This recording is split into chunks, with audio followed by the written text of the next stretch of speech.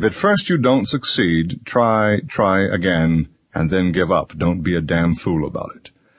W.C. Field's wisecrack contained a lot of wisdom. Nowhere does it apply more than in the crusade against drugs. Drug raids are good politics, but they don't make a dent in the problem. The federal government seizure of cocaine are 6 times what they were just a few years ago. But the flood of cocaine into the country has continued to be so massive as to drive down the price. A variety of drugs are for sale within a mile of the Drug Enforcement Administration's headquarters in Washington. The ban on drugs has become prohibition writ large.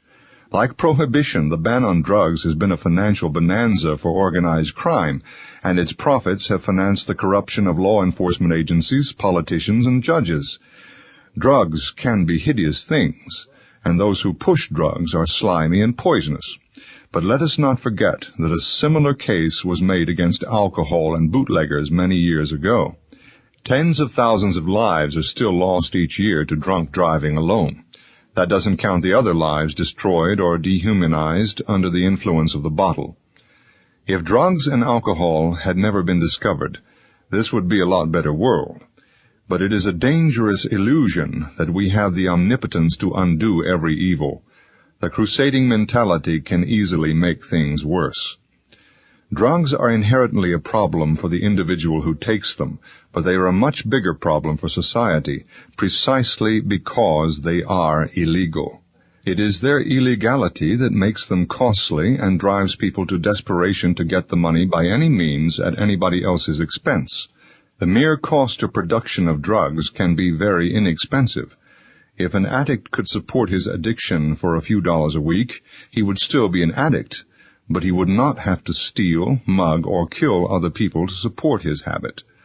Neither would drug pushers have the financial incentive to try to get children hooked on drugs if there was no big money in it.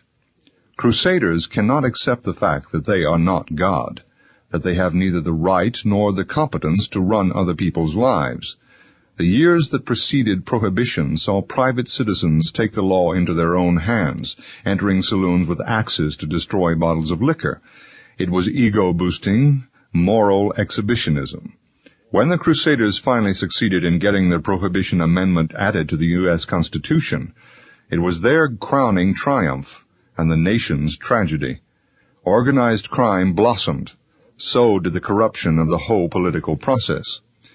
When national prohibition ended, many localities passed their own bans on liquor. Bootleggers sometimes financed the campaigns to ban liquor. Their profits depended on liquors being illegal. Legalization of narcotics would similarly destroy the profits of today's drug pushers. There is no way that they can compete with drugs that can be mass-produced cheaply by big pharmaceutical companies. This is not a complete solution. Nowhere is it written in stone that there are always answers in the back of the book. What we can do as a society is to cut our losses. It is bad enough that some people destroy their own lives with drugs. We don't need to add vast numbers of innocent victims who are robbed, mugged, or murdered by addicts trying to get money for a fix. Like alcohol, drugs can be regulated for content, age required for purchasing, driving under the influence, etc. But this is just one more area where we have to recognize that government has its limits. Ignoring those limits is not only reckless arrogance, but dangerous. We finally learned that painful lesson from Prohibition. We need to remember it when it comes to drugs.